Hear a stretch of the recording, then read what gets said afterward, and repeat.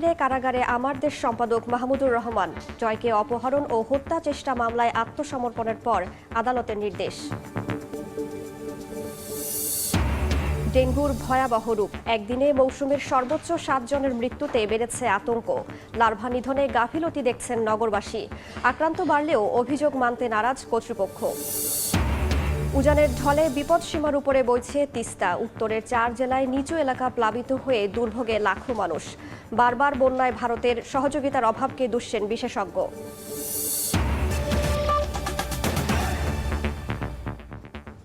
সময় সংবাদের সঙ্গে আছি আমি রাইসা জান্নাত। সাবেক প্রধানমন্ত্রী শেখ হাসিনার ছেলে সজীব ওয়াজেদ জয়কে অপহরণ ও হত্যা চেষ্টা মামলায় দৈনিক আমার দেশ পত্রিকার সম্পাদক মাহমুদুর রহমানকে কারাগারে পাঠানোর নির্দেশ দিয়েছেন আদালত। সকালে সিএমএম আদালতের বিচারক মাহবুবুর রহমান এই আদেশ দেন। এর আগে মোটরসাইকেল ও গাড়ি বহর নিয়ে আদালতে এসে আত্মসমর্পণ করেন মাহমুদুর রহমান। গত 1 দশকে শতাধিক মামলা হয় তার বিরুদ্ধে। এক মামলায় স্ত্রীসহ মাহমুদুর রহমানকে 5 বছর কারাদণ্ড দেন আদালত। তাকে দেশ ছাড়তে বাধ্য করে তৎকালীন সরকার। গত 27 সেপ্টেম্বর তুরস্ক থেকে দেশে ফেরেন তিনি।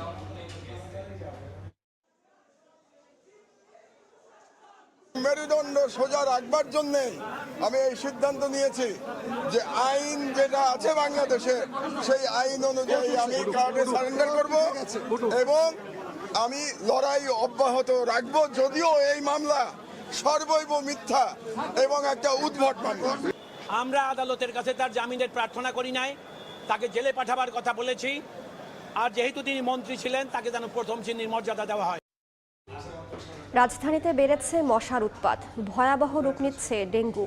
গতকাল একদিনে মৌসুমের সর্বোচ্চ 7 জনের মৃত্যুতে সংখ্যা আরও বেড়েছে। এডিসের লার্ভা নিধনে সিটি কর্পোরেশনের গাফিলতি দেখছেন রাজধানীবাসী। এদিকে প্রতিদিন আক্রান্ত বাড়লেও অভিযোগ মানতে নারাজ কর্তৃপক্ষ। তাসনিয়া নিশাত মিমের রিপোর্ট। রাজধানীর মিরপুর দক্ষিণ বনশ্রী মেরাদিয়া বাজার এলাকার ড্রেন ও খালে পড়ে আছে পরিত্যক্ত পলিথিন, চিপসের প্যাকেট, আইসক্রিমের কাপ, ডাবের খোসা, অব্যবহৃত টায়ার, কমোড এবং বিভিন্ন পরিত্যক্ত দ্রব্যাদি। এতে বাধা পাচ্ছে পানির স্রোত, যা লার্ভা সৃষ্টির অন্যতম উৎস হিসেবে কাজ করছে।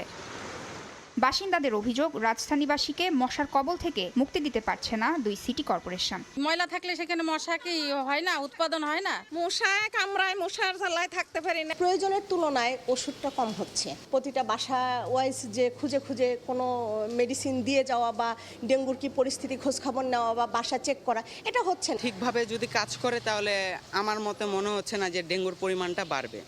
বারংবারই প্রশ্ন করা হয় মশার উৎপত্তি স্থল নিয়ে। আমরা চিহ্নিত করেছি 2 বাড়ির এই ফাঁকা স্থানকে। বিভিন্ন ফ্ল্যাটের বাসিন্দারা কিন্তু ময়লা ফেলছেন এবং এই স্থানে পানি জমার ফলে লার্ভার কিন্তু অন্যতম উৎপত্তি স্থল হিসেবে পরিণত হয়েছে এই ফাঁকা স্থানটি। এর জন্য আসলে দায়ী কারা? বাড়ির মালিক নাকি সিটি কর্পোরেশন? এদিকে সিটি কর্পোরেশন বলছে এডিস মশার লার্ভা নষ্ট ও জীবন্ত মশা নিধনের মাধ্যমে ডেঙ্গু প্রতিরোধে নিয়মিতভাবে লার্ভিসাইডিং ও অ্যাডাল্টিসাইডিং করা হচ্ছে। নিয়মিতই চলছে এ কার্যক্রম। জনসচেতনতা বৃদ্ধি এবং জনগণকে এই ডেঙ্গু নিধন কার্যক্রমের সাথে সম্পৃক্ত করা। এর পাশাপাশি আমরা সকাল বিকাল লার্ভিসাইড, অ্যাডাল্টিসাইড সেটা রুটিন হিসেবে করা হয়। সোর্স রিডাকশন, এগুলো আমাদের রুটিন কার্যক্রম। আমাদের বিশাল কর্মী বাহিনী আছে যারা এই কাজগুলো করে থাকে। মশক কর্মী যারা স্প্রে যেটা করে, যেটাকে আমরা বলি লার্ভিসাইড, সেই স্প্রেটা একটা নিঃশব্দ কাজ। ঘরের ভিতরে থাকলে আপনি হয়তো টের পাবেন না যে আপনার বাসার আশেপাশে স্প্রে করা হয়ে গেছে। যখন ফগার মেশিনটা চালু করা হয়, ওইটাই মানুষের চোখে বেশি পড়ে বা ওইটা নোটিফাইটা বেশি হয়। এই মাঠ পর্যায়ে যারা কাজ করে বিগত কয়েক বছর এবং এই বছরের শুরুতেও তাদেরকে পুনরায় আবার প্রশিক্ষণ দিয়ে কিন্তু তাদেরকে মাঠ পর্যায়ে প্রেরণ করা হয়েছে। সুতরাং এই ক্ষেত্রে আমাদের কোনো ঘাটতি নেই। তারা প্রতিদিন আমাদের কিছু দৈনন্দিন কার্যক্রম পরিচালনা করে থাকে, সেই কার্যক্রমগুলো কিন্তু আমাদের পরিচালিত হচ্ছে। বিশেষজ্ঞরা বলছেন বিজ্ঞানভিত্তিক উপায়ে এডিস মশা নিয়ন্ত্রণ করতে না পারলে অক্টোবরে ডেঙ্গু পরিস্থিতি হতে পারে আরও ভয়াবহ। তাসনিয়া নিশাত মিম, সময় সংবাদ। উজানের ঢলে বিপদসীমার উপরে বইছে তিস্তা। এতে রংপুরের নিচু এলাকা প্লাবিত হয়ে দুর্ভোগে পড়েছেন হাজার হাজার মানুষ। বিস্তারিত জানাতে রংপুরের গঙ্গাচড়ায় আছেন নাজমুল ইসলাম নিশাত। সরাসরি যাচ্ছি তার কাছে। আমি এখন রয়েছি রংপুরের গঙ্গাচড়া উপজেলার লক্ষ্মীটার ইউনিয়নে এবং আমি যে জায়গাটিতে রয়েছে এটি ইকোর চালি নামক একটি তিস্তা তীরবর্তী চর এবং এই চরের প্রায় ১,৫০০ পরিবার গতকাল মধ্যরাত থেকে যখন পানি তিস্তার বিপদসীমা অতিক্রম করতে থাকে ধীরে ধীরে কিন্তু এই লোকালয়ে পানি প্রবেশ করতে থাকে এবং আমরা দেখছি যে এখানকার যে ১,৫০০ পরিবার প্রতিটি বাড়ি কিন্তু বলা যায় যে হাঁটু থেকে কোমর পাড়ি পর্যন্ত প্রবেশ করেছে এবং একই সাথে এখানকার প্রায় ২০,০০০ মানুষের যে দুর্ভোগ সেটাও কিন্তু আমরা দেখছি চরমে, যেহেতু রান্নাবান্নার কোনো ব্যবস্থা নেই এবং যে বসতঘর সেই বসতঘরে থাকবার অনুপযোগী হয়ে পড়ায় তারা কিন্তু আমরা দেখছি যে আশপাশের যে উঁচু জায়গা সেই জায়গায় কিন্তু তারা অবস্থান করছেন এবং একই অবস্থা নীলফামারী, লালমনিরহাট এবং কুড়িগ্রামের যে তিস্তা তীরবর্তী চরাঞ্চল এবং নিম্নাঞ্চল সেখানেও কিন্তু প্লাবিত হয়ে নিম্নাঞ্চলের মানুষজন কিন্তু এমন দুর্ভোগে পড়েছেন। যদিও পানি উন্নয়ন বোর্ড বলছে যে ৭ থেকে ৮ ঘন্টার মধ্যে পানি কমতে থাকবে, তবে এরই মধ্যে আমরা যেটি দেখছি যে নদীপাড়ের বাসিন্দারা যেটি বলছেন যে এই সময়টাতে চরে প্রচুর পরিমাণে রূপা আমন থাকে, একই সাথে যে আগাম সবজি তারা চাষাবাদ করেছেন সেটি গেল 2 থেকে 3 দিন পানির নিচে রয়েছে এবং এটি যদি আরো 2-3 দিন অতিক্রম করে তাহলে কিন্তু পুরো ফসলই কিন্তু নষ্ট হবে। আপনি জানেন যে উত্তরাঞ্চলের তিস্তা তীরবর্তী মানুষজন প্রতি বছর প্রায় 4 থেকে 5 দফা বন্যার শিকার হয়ে থাকে। এর ফলে তারা কিন্তু বছরের 6 মাস তারা চাষাবাদের সুযোগ পান এবং সেই সময়টাতে তাদের যে ক্ষতি তারা কিন্তু পুষে নেবার চেষ্টা করেন এবং এবারের যে এবারের বন্যা যদি রূপা আমনের ক্ষতি হয় তারা কিন্তু এক ধরনের বলা যায় যে কৃষি অর্থনীতির যে প্রভাব পড়বে এবং একই সাথে যে তাদের যে অর্থনৈতিক ক্ষতি সেটি কিন্তু ছেড়ে কিন্তু তারা পড়বেন এবং জেলা প্রশাসনের পক্ষ থেকে যেটি জানানো হয়েছে এরই মধ্যে শুকনো খাবার তারা প্রস্তুত করেছেন, পাশাপাশি যেসব বন্যা দুর্গত এলাকা সেসব জায়গাতে চাল বরাদ্দ তারা দিচ্ছেন এবং তাদের সব ধরনের প্রস্তুতি কিন্তু রয়েছে।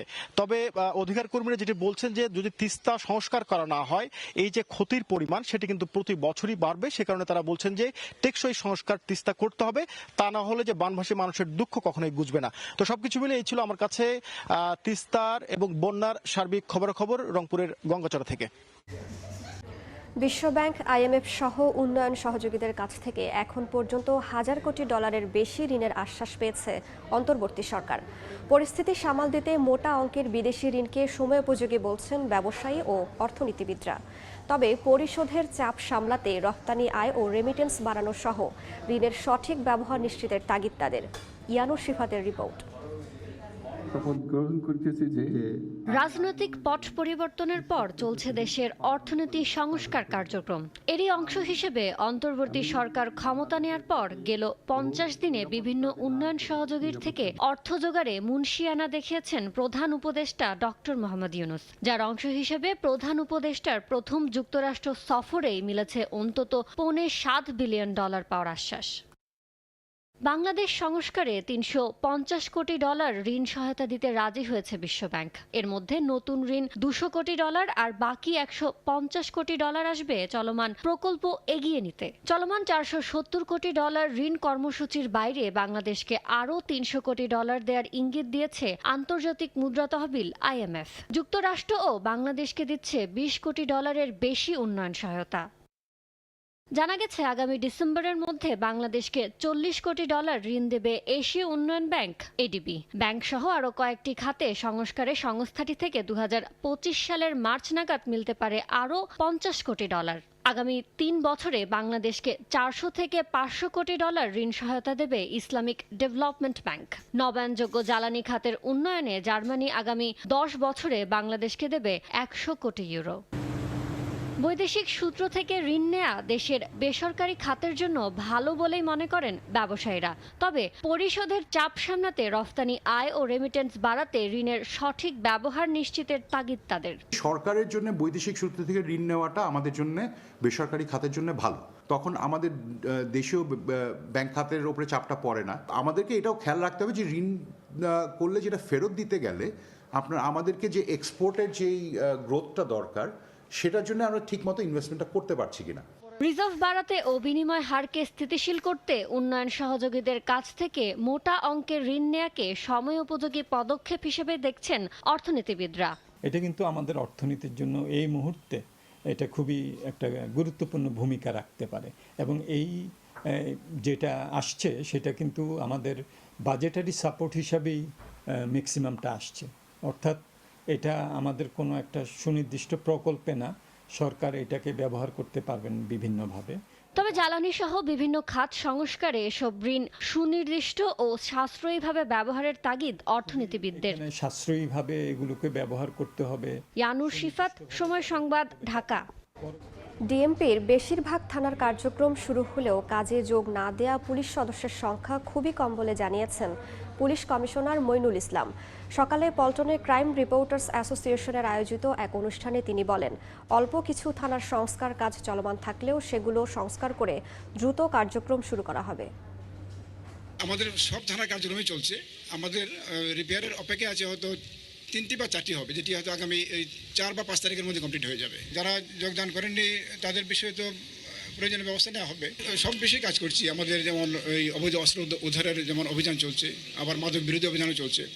আপনারা জানেন যে গত রাতে জেনেভা ক্যাম্পে আমরা এটা কম্বাইন্ড অপারেশন করেছি এবং এখানে অবৈধ অস্ত্র উদ্ধার হয়েছে, অনেক অ্যারেস্ট আছে, দেশীয় অস্ত্র উদ্ধার হয়েছে এবং এটা চলমান প্রক্রিয়া এবং কন্টিনিউয়াসলি চলবে এটি। এক দফা দাবির মুখে পদত্যাগ করলেন বরিশাল শের-ই বাংলা মেডিকেল কলেজ হাসপাতালের পরিচালক। সকালে কর্মবিরতি দিয়ে পরিচালকের কার্যালয়ের সামনে বিক্ষোভ শুরু করেন ইন্টার্ন চিকিৎসক ও শিক্ষার্থীরা। তাদের অভিযোগ, বৈষম্য বিরোধী ছাত্র আন্দোলন চলাকালে 3 আগস্ট ফ্যাসিস্ট সরকারের পক্ষে শান্তি সমাবেশ করেন পরিচালক HM সাইফুল ইসলাম। এছাড়া তার বিরুদ্ধে ব্যাপক দুর্নীতির অভিযোগ রয়েছে, এজন্য তার পদত্যাগ দাবি করেন আন্দোলনকারীরা। পরে দাবির মুখে পদত্যাগ করায় উচ্ছ্বাস প্রকাশ করেন শিক্ষার্থীরা। দেখছেন সময় সংবাদ। খেলার খবর। ভেজা আউটফিল্ডের কারণে কানপুর টেস্টের 3য় দিনের খেলা এখনও মাঠে গড়ায়নি। এই মুহূর্তে কানপুরের গ্রিন পার্ক স্টেডিয়ামে আছেন রিপোর্টার মাহবুব রিমন। সরাসরি যাচ্ছি তার কাছে। কানপুর থেকে একেবারে এখন পর্যন্ত কোনো সুখবর এলো না। 3 দফা মাঠ পর্যবেক্ষণ করে গেছেন ম্যাচ রেফারি এবং আম্পায়ারদ্বয়, তবে সেখান থেকেও কোনো সুখবর আসলো না। পরবর্তী মাঠ পর্যবেক্ষণ করবেন তার স্থানীয় সময় 2টা, যেটা কিনা বাংলাদেশ সময় 2:30। যদিও সকাল থেকে আমরা দেখেছি, কিংবা কালকে রাত থেকেও যদি কথা বলি, খুব একটা কিন্তু বৃষ্টি হয়নি। সকালে তো একেবারেই বৃষ্টি হয়নি, কোনো পাসিং শাওয়ারও হয়নি। তবে আকাশে কিন্তু মেঘ ছিল যেমন, ঠিক তেমনই রোদেরও কিন্তু একটা আভা আমরা দেখতে পেয়েছি। অর্থাৎ রোদ এবং এই মেঘের লুকোচুরির মধ্যে দর্শকদের যে অপেক্ষা, সে অপেক্ষার প্রহর দীর্ঘ হচ্ছে। মাঠের যে কভার, সে কভার সকালবেলায় আমরা দেখেছি যে সরিয়ে ফেলা হয়েছে, কিন্তু এখন পর্যন্ত মাঠ এ কারণে প্রস্তুত হয়নি। গেল কয়েকদিন ধরে খুবই বৃষ্টি হয়েছিল, সেই বৃষ্টিপাতের কারণে যদিও উইকেট পুরোটা ঢাকা ছিল, কিন্তু আকাশে যেহেতু মেঘ রয়েছে, যে কোনো সময় বৃষ্টি আসতে পারে। সে কারণে আসলে যারা ম্যাচ রেফারি এবং আম্পায়ার, তারা আরেকটু সময় নিতে চান। অর্থাৎ বলছিলাম যেটা, যে বাংলাদেশ সময় দুপুর 2:30টার সময় আরেক দফা আসলে মাঠ পর্যবেক্ষণ করা হবে, এরপরে সিদ্ধান্ত নেওয়া হবে খেলা আদৌ আজকে হবে কিনা। গেল 2 দিন, অর্থাৎ গতকাল তো আসলে সারাদিনও একটা বলও মাঠে করায়নি। এর আগে প্রথম দিন মোটে 35 ওভার মাঠে করিয়েছিল বাংলাদেশ, 3 উইকেটে 107 রান নিয়ে প্রথম দিন শেষ করেছিল। তবে আলাদা করে যদি একটু বলতে হয় দর্শকদের কথা, টেস্ট ম্যাচ এমনিতেই আমাদের উপমহাদেশের টেস্টের মাহাত্ম অতটা নেই অন্যান্য দেশের তুলনায়, তবে ব্যতিক্রম বোধ হয় কানপুর। আমরা দেখেছিলাম যে 2021 সালের পর আবারও টেস্ট ম্যাচ ফিরছে এই গ্রিন পার্ক যে স্টেডিয়াম। দর্শকদের যদি কথা বলি, গতকাল একটা বলও তারা দেখতে পারেনি। তারপরও আমরা দেখেছি যে প্রায় যে 32,000 ধারণ ক্ষমতা সম্পন্ন যে গ্যালারি, 7 থেকে 8,000 দর্শককে আমরা দেখেছিলাম। আজ কিন্তু সংখ্যাটা আরও বেশি। দর্শকরা নানা ধরনের ঢোল ঢাক, নানা ধরনের বাদ্যযন্ত্র দিয়ে তারা কিন্তু চিয়ার আপ করছেন। মাঠকর্মীরা যখনই পর্যবেক্ষণে আসছেন কেউ, তখনই কিন্তু আমরা দেখেছি যে তারা কিন্তু চিয়ার আপ করছে এবং তারা অপেক্ষায় করছে যদি একটা বলো মাঠে গড়ায়। আদৌ আসলে সেটা হবে কিনা সেটা জানা যাবে বাংলাদেশ সময় দুপুর 2:30টার সময়। তো এই ছিল আমার কাছে গ্রিন পার্ক থেকে বাংলাদেশ ভারত ম্যাচের বৃষ্টির সবশেষ আপডেট। সরাসরি যুক্ত ছিলাম ভারতের কানপুরে। এরপর যে শীর্ষ সংবাদগুলো জানিয়ে দিচ্ছি আরও একবার। 6 বছর পর দেশে ফিরে কারাগারে আমার দেশ সম্পাদক মাহমুদুর রহমান। জয়কে অপহরণ ও হত্যা চেষ্টা মামলায় আত্মসমর্পণের পর আদালতের নির্দেশ। এবং ডেঙ্গুর ভয়াবহ রূপ, একদিনে মৌসুমের সর্বোচ্চ 7 জনের মৃত্যুতে বেড়েছে আতঙ্ক। লার্ভা নিধনে গাফিলতি দেখছেন নগরবাসী। আক্রান্ত বাড়লেও অভিযোগ মানতে নারাজ কর্তৃপক্ষ।